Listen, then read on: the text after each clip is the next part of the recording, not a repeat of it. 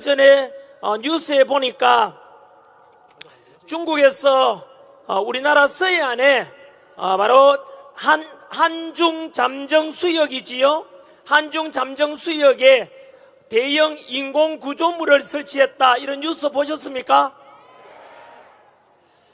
네, 중국에서는 이거 설치하면 안 된다. 왜냐하면 그 지역에는 우리나라 배타적 경제 수역과 중국의 배타적 경제 수역이 겹치기 때문에 이 지역에는 어느 나라도 인공 구조물을 설치하면 안 된다라고 약속이 되어 있는데, 중국에서는 무려 높이가 50m나 되는 그런 대형 인공 구조물을 설치했다는 것이죠.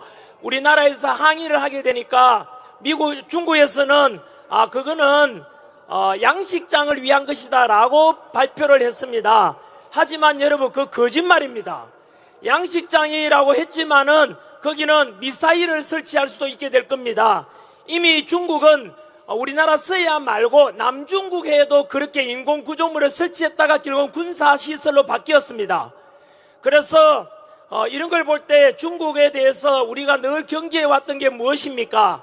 제 친구 중에서는 인도네시아 여자랑 결혼해서 살고 있는 친구도 있습니다.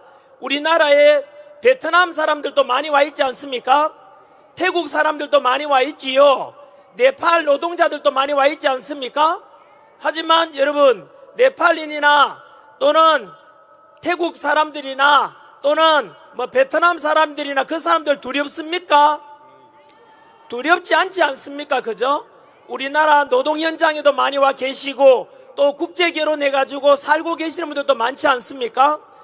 그 베트남이나 네팔이나 태국이나 필리핀이나 이런 나라들이 두렵지 않은 이유는 그 나라들은 우리 대한민국을 군사적으로 침략하거나 영토를 점령하려는 그런 의도가 없다는 걸 우리가 알기 때문 아니겠습니까? 그런데 알다시피 중국은 현재 서해안에 그 인공 구조물 설치하는 것도 대표적인 사례가 되겠고요.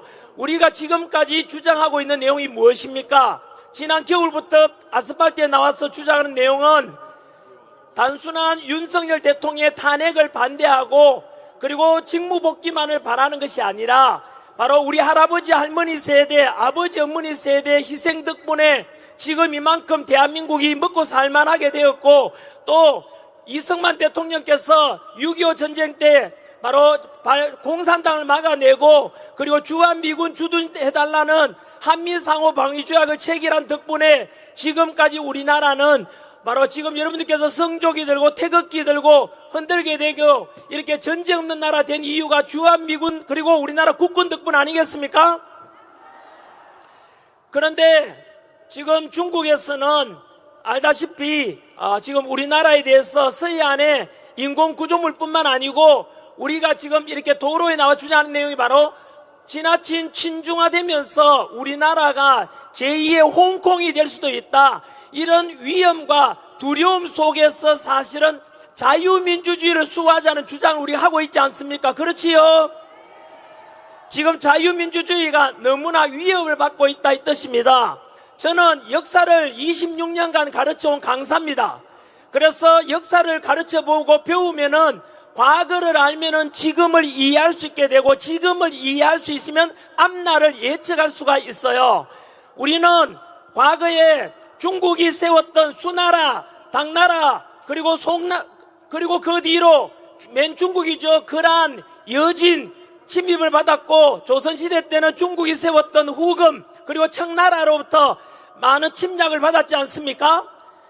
따라서 앞으로도 마찬가지로 중국이 지금 워낙 비대해졌기 때문에 우리나라가 까딱 잘못하면은 중국에 다시 속국이 될 수 있다고 저는 생각하기 때문에 제가 역사 강의를 그만두고 바로 이렇게 도로에 나오는 이유가 바로 우리 지금 대한민국의 자유민주주의가 위협받고 있고 머지않아서 우리나라도 까딱 잘못하면은 홍콩처럼 될 수 있다, 이런 생각이 들어서 그 위기감 때문에 나오게 된 것입니다. 여러분, 우리가 알고 있는 과거의 홍콩의 모습은 어떻습니까? 홍콩은 국제 동아시아의 무역도시이고 금융도시로서 너무나 홍콩은 자유함이 넘치는 도시였지 않습니까? 그런데 지금 홍콩 가보십시오. 어떤 모습인지를요.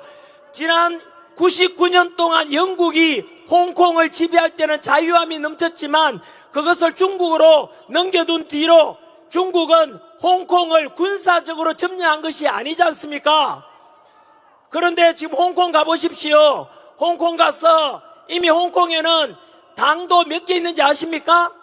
마지막 남아있던 야당이 지난달에 없어졌습니다. 중국에는 마찬가지로 홍콩에도 바로 중국 공산당 하나밖에 없습니다, 여러분. 그리고 홍콩에 가보십시오.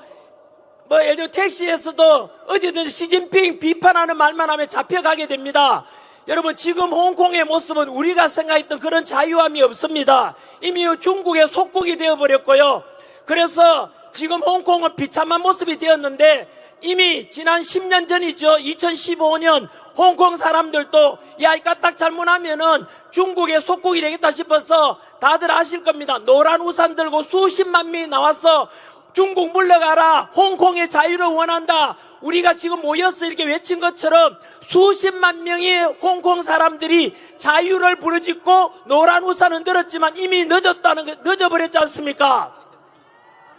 우리도 그렇게 될 수 있다는 뜻입니다. 다시 한 번 더 말씀드리지만 홍콩은 중국에 의해서 군사적으로 침략을 받아서 중국 속국이 된 것이 아닙니다, 여러분. 바로 친중 정치인들, 행정장관을 먼저 보냈지 않습니까? 그리고 중국에 유리하도록 법을 다 바꿨습니다. 그러면서 이민정책을 펴가지고 중국 사람이 계속 홍콩으로 건너가고, 그래서 결국은 홍콩은 군사적으로 침략도 없었지만 이미 홍콩은 아까 말씀드린 대로 중국 사회주의 국가가 되어버렸다, 이 뜻입니다. 여러분, 대한민국도 마찬가지입니다. 이미 제가 전에 광주 집회 때 말씀드린 대로 우리 윤석열 대통령께서도 말씀하신 대로 우리나라는 현재 중국과 하이브리드 전쟁을 지금 펼치고 있는 택입니다. 또는 제가 체제 전쟁이라 그랬지 않습니까? 체제 전쟁을 넘어서 우리가 초안전이 바로 이겁니다, 여러분. 러시아 우크라이나 전쟁처럼 군사적인 게 아니고요, 바로 한계를 뛰어넘는 전쟁이라는 뜻으로 중국은 우리 나라에 대해서, 남한에 대해서 정치적으로 이미 친중 정치인들이 어느 당에 많이 왔지 않습니까? 친중 정치인들을 먼저 침투시킵니다. 그리고 막대한 자본력을 이용해서 우리나라 지금 여의도나 강남 가보십시오. 중국이 투자해서 세웠던 빌딩이나 부동산이 넘쳐납니다. 한때 제주도도 그랬지 않습니까? 이렇게 해서 정치인들을 먼저 침투시키고 친중화시키고 경제적으로 며칠 전에 일이 있었지요. A라는 기업이 매물로 나왔습니다. 예를 들어 1조 원 가치가 되는데 현재 우리나라 경제가 어려우니까 야, 그 기업 1조 원에 어떻게 매입하냐, 치우자라고 하는데 중국은 2조 원 주어서 중국 자본으로 사겠다는 겁니다. 그러면 그 기업 누구게 됩니까? 중국게 되는 거예요, 여러분. 중국은 우리가 생각하는 이상입니다. 인구가 우리보다 얼마 많은지 아십니까? 우리나라보다 30배가 많습니다. 우리는 5천만이고 중국은 15억입니다. 30배가 많고 국토 면적은 남한 면적의 95배가 넓어요. 쉽게 말하면 여러분들이 중국이라고 생각해 보세요. 중국인이 사우스 코리아 남한 사람들을 생각할 때는 인구가 30분의 1밖에 안 되는 조그만 나라, 국토 면적은 거의 100분의 1밖에 안 되는 조그만 나라. 과거 역사적으로 중국 역사는 어떻게 배우는지 아십니까? 거의 우리 조선을요, 대한민국을 과거부터 역사적으로 중국의 속국이라고 이렇게 역사책이 배웁니다, 중국인들은. 그러면 그 중국인들이 한국인에 대해서 어떻게 인식하는지 대충 감이 오시죠? 만반한 게 그래서 남한이다, 이 뜻입니다. 지금 현재 미국이 워낙 중국에 대해서 제재를 가하니까 중국이 1대1로 사업에 이어서 나갈 곳이 바로 남한밖에 없는 겁니다. 홍콩 먹었지요. 원래 대만 먹으려고 했는데 대만이 선거제도 개편해가지고 부정선거를 없앴습니다. 수개표, 수자거 그 자리에서 선거 창관이 보는 데서 개표하고 그 자리에서 투표함 이동 없이 집계해가지고 친중 정치인들이 부정선거를 통해 전산 조작을 통해서 당선될 가능성을 아예 차단했다는 겁니다. 그래서 결국은 중국은 대만에 대해서 정치적으로 초안전을 통해서 침투하려는 걸 이제 포기했던 것입니다. 군사적으로는 대만이 미국과 똘똘 뭉쳐있으니까 침략 못하지 않습니까? 그러면 이제 남은 목표가 누구겠습니까? 바로 남한인 것입니다. 그래서 우리가 이미 우려했듯이 작년에도 이런 일이 있었지 않습니까? 우리나라에 이미 삼성전자에 임원하고 그 연구원이 두 사람이 우리나라에 삼성전자 반도체 기술 빼돌렸지 않습니까? 그리고 그게 바로 잡혔지만은 이미 기술은 중국으로 넘어갔고 중국 그 기술이 이미 무려 5조 원 가치가 된다고 합니다. 그 5조 원이 삼성전자에서 그 기술을 개발하는 데 들어가는 비용만큼 된다고 합니다, 여러분. 이러면은 그 중국에다가 첨단 기술 넘겨주면 안 되지 않습니까? 그리고 제 작년에 바로